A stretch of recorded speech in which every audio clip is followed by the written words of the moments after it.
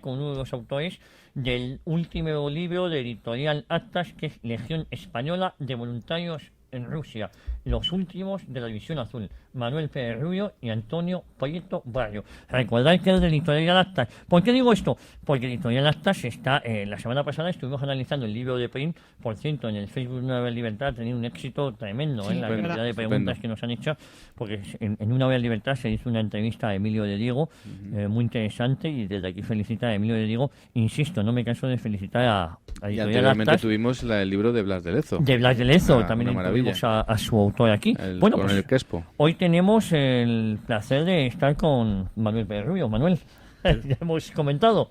Muy bien, buenas tardes. Yo lo primero, es decir, que el libro me ha impresionado. No he tenido el placer de leerlo todavía, pero me ha impresionado ya la presentación, la portada del libro ya llama la atención.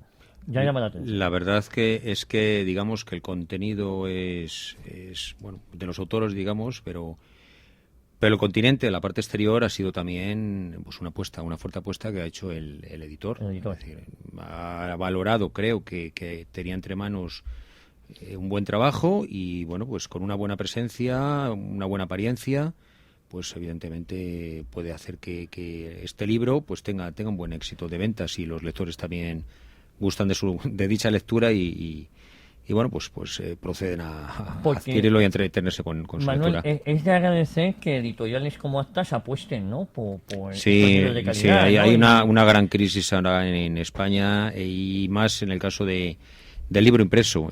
Prácticamente ahora con las nuevas tecnologías hay mucha gente que ya no adquiere libros en papel. Lo que pasa es que este es un libro diferente porque va acompañado continuamente en todos y cada uno de sus capítulos con una fuerte información gráfica.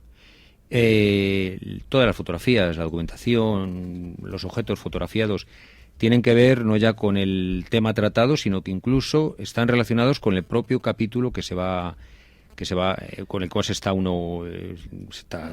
leyendo, se está tratando, efectivamente. Fíjate, yo soy incapaz de leerme un libro en internet o con el iPad, no sé que es un producto fácil, pero es que estos libros son los que engrandecen la estantería de casa, ¿eh? Totalmente. Quiero decir que Sí. estos libros son para tenerlos en casa, ¿eh? Vamos, solamente la portada llama muchísimo la atención, parece la portada de una película, ¿no? Sí, sí. Yo cuando vi el libro en la Feria Militaria me impresionó y me llamó la atención y rápidamente fui, luego me di cuenta que estaba ahí Manuel y Luis, ¿no? Fíjate, Manuel Pérez Rubio estudió arquitectura, este es su segundo libro, el primero, si no me equivoco, son condecoraciones de la División Azul, Correcto, has escrito sí. más de 80 artículos.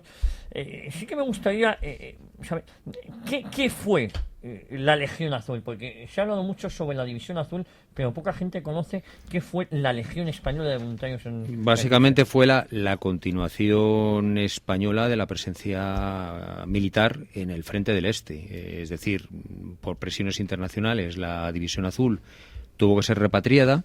Lo que pasa es que, claro, España tiene una serie de compromisos contraídos, también heredados por la participación alemana en la Segunda Guerra Mundial. Claro, esa presencia no podía ser cerrada, no podía ser eliminada inmediatamente. Los españoles tuvieron, de alguna forma, que proseguir y para ello pues mantuvieron una unidad tipo regimiento con unos 2.268 hombres y estuvieron durante unos meses hasta que, bueno, llegó un momento en el que ya dicha presencia pues no tenía ya razón de ser, especialmente porque Alemania ya estaba perdiendo la guerra, empezó a replegarse, los soviéticos continuamente con sus ofensivas de invierno iban reduciendo cada vez el territorio que los alemanes habían ido conquistando en el este y la verdad es que, bueno, pues tampoco hubiera sido muy positivo para, digamos, el lado de los alemanes, el que en un momento determinado pues esta pequeña unidad española, la que, bueno, cumplió su misión, pero que tampoco era una unidad que pudiera hacer grandes cosas, precisamente en un frente en el que había millones de hombres en combate. Y bueno, pues llegó un momento en el que la convino por diversos intereses el que ya retirarla completamente del frente, aunque luego posteriormente algunos de sus hombres más antiguos voluntarios también de la División Azul y otras personas que se fueron incorporando desde España o incluso antiguos trabajadores en Alemania, que muchos de ellos pues eran antiguos exiliados de la República. Bueno, pues ya en distintas unidades de mayor o menor entidad estuvieron luchando pues en distintos frentes de Europa. e incluso llegaron a participar en distintas unidades en la defensa de Berlín. Fíjate, te lo he preguntado antes fuera de micrófono, ¿esto era una legión muy ideologizada, esta legión, perdón? Porque claro, sabiendo que la guerra prácticamente, hablamos del año 44, está prácticamente perdido, el que más de 2.000 españoles decidan no me voy a casa, voy a seguir peleando aquí, y que sea lo que Dios quiera, a unas sabiendas de que... Hay que destacar que eran absolutamente voluntarios. Eran voluntarios, efectivamente. Además hubo una selección porque hubo muchísimos que se quisieron quedar, ¿no? Y no había posibilidad. Hubo distintas épocas. También es verdad que no estaban las cosas muy claras al principio en cuanto a cómo formar esa unidad. Entonces eso hizo que muchos voluntarios, al no tener ante esa indefinición, pues también decidieran volver a España.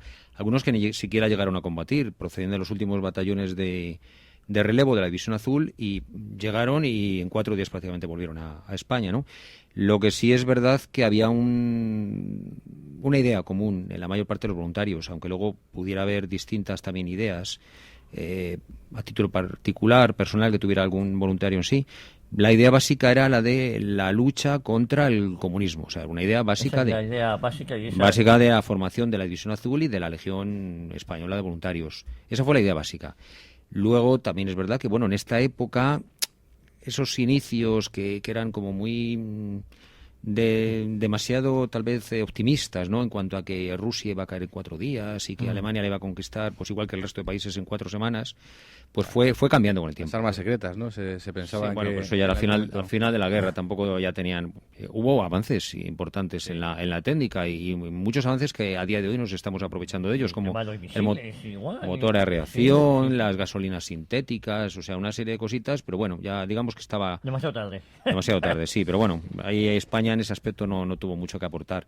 Lo que sí es verdad, pues lo dicho, que esa idea movida principalmente por la Falange Española, al final, en los últimos tiempos, y sobre todo ya en la Legión Española, ya estaba un poco más, digamos, apaciguada, era más ya no tenía el énfasis, ¿no?, que en los antiguos tiempos, y prácticamente, pues estudiando un poco las plantillas del personal que formó esta Legión Española, pues ves que la mitad, incluso, bueno, la mitad del personal procede del Ejército. Es una unidad, digamos, yo la he definido como menos politizada que la División Azul y más profesionalizada. Ah, sí. Entonces, hay un alto número de militares que van, bueno, pues con esa idea básica también de lucha anticomunista y demás, pero van también con la idea de lograr algún tipo de vocación profesional. Yo Correcto. diría un poco como ahora mismo el ejército está funcionando a nivel de Afganistán o el Líbano y demás, que independientemente de que vayas porque vas a hacer un bien o vas a hacer una actitud que te está mandando el gobierno,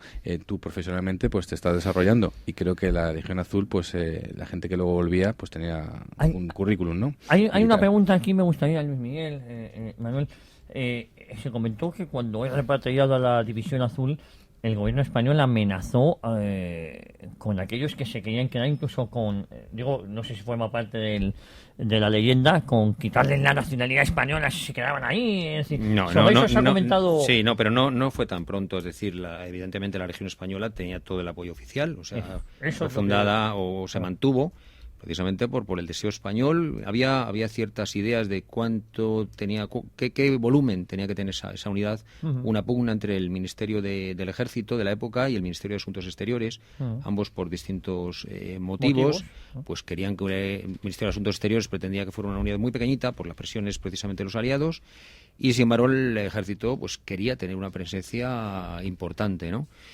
Y bueno, pues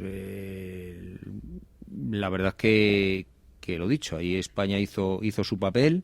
Los voluntarios permanecieron hasta el final. Cuando la unidad se repatria, sí que es verdad que se comenta que bueno, podían perder la nacionalidad y demás. En la práctica, todos aquellos españoles que estuvieron hasta el final del conflicto, ninguno de ellos perdió su nacionalidad, y bueno, pues regresaron a España, incluso algunos ya pues... Yo te iba a preguntar eso, ¿cuál fue Luis, también, cuál fue el fin de los últimos que se quedaron ahí? ¿Pudieron volver a España tranquilamente? ¿Estuvieron en campos de concentración? Y según en el bando en el que hubieran caído, es decir, aquellos que cayeron del lado de los americanos, británicos, franceses, prácticamente regresaron a España en muy poco tiempo. Los que estuvieron del lado soviético, bueno, pues ingresaron en los gulag, campos de concentración rusos terribles, y se terminaron uniendo pues tanto a los antiguos prisioneros de la División Azul, como los prisioneros también, que los hubo, de la Legión Azul, e incluso con prisioneros de aquellos que en tiempos de la República Española, pues pilotos que fueron a entrenarse a distintos campos, y marineros de barcos de la República, pues que cuando la República pierde la guerra pasan a ser inmediatamente sospechosos, los meten como prisioneros, y al final todos juntitos terminan en distintos campos de concentración, haciendo causa común como españoles. O sea, también es verdad que hubo algún español que decidió posteriormente quedarse en Rusia, alguno volvió años después, y bueno, la verdad es que es una historia muy, muy curiosa de contar. Manuel, yo te quería hacer dos preguntas. Una, ¿qué actuación es la que tiene luego el Batallón Ezquerra? Y otra, se habla de la Legión Española, de la División Azul, como una unidad exclusivamente del Ejército, pero creo que una parte de la Escuadrilla Azul quedó allí, ¿no? También. A ver, bueno, por partes. El Batallón Ezquerra ya se queda un poco de lo que sería el campo que nosotros tratamos. Bien, es verdad que tratamos un poquito lo que es esta continuidad también de la Legión Azul en cuanto a los españoles que formando parte de ellas pues todavía deciden quedarse, ¿no? Sobre ese famoso Batallón Ezquerra, bien es verdad que bueno, hay libros, hay historias. Yo he tenido ocasión de ver el expediente personal del capitán Ezquerra, y sí que es verdad que él estuvo en Berlín. Estuvo en Berlín cuando, después de pasar por la División Azul, conocía a Berlín perfectamente, pero luego de ahí yo no he encontrado, no existe demasiada prueba documental que asegure que él estuvo combatiendo. Sí es verdad que hubo españoles luchando, sí es verdad que hubo españoles en distintas zonas de Berlín, en unidades de SS y demás, pero bueno, estas historias de final de guerra, en las cuales no hay demasiada documentación, ni por parte española ni por parte alemana, con gente desplazada de nuestro propio país, donde tampoco se mandaba ningún tipo de informe al ejército. Entonces, bueno, ya hay muchas ocasiones entra en una nebulosa. Y bueno, pues ya es un poco indemostrable a veces ciertas cosas que aparecen noveladas, y que bueno, pues uno puede creerse o no creerse. Sí, hay historias muchas veces que son curiosísimas, ¿no? Individuales de cada uno. Sí, efectivamente. Don Manuel, ¿qué nos puede aportar de nuevo este libro? Bueno, pues básicamente que trata de una época y de una unidad muy desconocida. Siempre en todos los libros que tratan de la División Azul o de épocas posteriores, nunca entraban a fondo. O sea, es uno de los motivos por los cuales de forma clara vimos la necesidad de hacer este libro. Es decir, que cogimos en un momento determinado y nos dimos cuenta, aquí hay un hueco, hay historia que contar, hay unos combates, hay un personal, unas enfermeras, prisioneros, desertores, motivaciones de distintas militares, civiles, correcto, civiles también, de personal que procedía de los 4 rincones de España. O sea, aquí hay gente que procede de Galicia, de Cataluña, de Andalucía, y todos con una idea de común, formando una unidad española que en tierras muy muy muy alejadas de lo que es nuestra tierra, y manteniendo hasta el final pues el orden, la disciplina, la idea de España. Se comportaron estupendamente con la población. No solamente estuvieron en Rusia, estuvieron también en Letonia. En Letonia hemos conseguido también igualmente testimonios de personas que en su momento, siendo niños, llegaron a conocer a los españoles, y la verdad es que los recuerdos que tienen son estupendos. O sea, un trato cercano, y bueno, allí se hizo un papel en un ambiente de guerra, y digamos que no quedó mal por parte ni de la población. En los territorios, en Estonia no era un país, perdón, en Letonia no era un país ocupado, pero sí que es verdad que en Rusia quedó buen recuerdo también, y luego por parte de alemana, aunque era una unidad pequeñita, bueno, pues se hizo un papel, y los españoles mantuvieron nuestro pabellón alto. Fíjate, yo veo muy acertada la imagen del coronel Lindemann, si no me equivoco, que es el que está en la portada, porque quizás se habla de que fue el que mejores relaciones tuvo con la Legión Azul y con la División Azul, sí. Y fue el que hace el acto de despedida de la Legión. Sí, siempre tuvo una especial relación ya desde los tiempos del primer general de Muñoz Grandes. Posteriormente también con Esteban Infantes. Hubo relaciones difíciles con algunos de los mandos alemanes. Nos veían pues como esos hombres pequeñitos del sur, un tanto indisciplinados y demás. Lindemann no, y además fue un personaje que, bueno, terminó la guerra, sí, efectivamente fue capturado, sufrió pues un periodo de cautiverio, pero luego nada, no tenía ningún tipo ni de crimen ni nada. O sea, él terminó siendo, hasta que se jubiló, de alguna forma por decirlo así, siendo director de una oficina bancaria en Alemania y ya está. O sea que... El coronel Lindemann. General Lindemann. Coronel general, me parece que... Sí, hay distintos grados dentro, efectivamente. Y el mayor, por citarlo también, el jefe de la Unidad Española, pues era el coronel Navarro. El coronel Navarro. García Navarro. Manuel, ¿en qué estás trabajando ahora? ¿Estás trabajando en algo o te vas a tomar un periodo de momento un periodo de sabático descanso porque has para decidido- devolverle el tiempo a mi familia, que han sido 2 años muy duros. He tenido la fortuna de contar ya por segunda vez con el mismo compañero con el Con que... Antonio Prieto Barrio. Prieto Barrio, Muy efectivamente. Ambos nos hemos compenetrado bastante bien porque hemos cubierto una serie de aspectos en los cuales, de alguna forma, bueno, pues tenemos mayor o menor conocimiento, pero al final, entre ambos, hemos sacado adelante este trabajo o proyecto. Y ahora es tiempo pues descansar un poquito. Tal vez más adelante a lo mejor me plantee algo. Me gustan mucho las campañas coloniales, Filipinas, tal vez algo de los últimos momentos de la presencia española en las colonias, efectivamente. Pues nada, Muy Manuel, rápido. yo simplemente decirte que como coleccionista y como uniformólogo, pues te felicito porque aporta un montón de documentación gráfica, un montón de fotos con uniformes originales, con decoraciones y demás elementos que hacen las delicias de todos los que nos gusta este mundo. Bueno, Muy yo agradecer en nombre de todos nuestros oyentes, tanto a ti, a Manuel Pérez Rubio, como a Antonio Prieto y sobre todo muy especialmente a Editorial Actas, que haga posible esta maravilla de libros. Por cierto, muy recomendable para regalar en Navidades.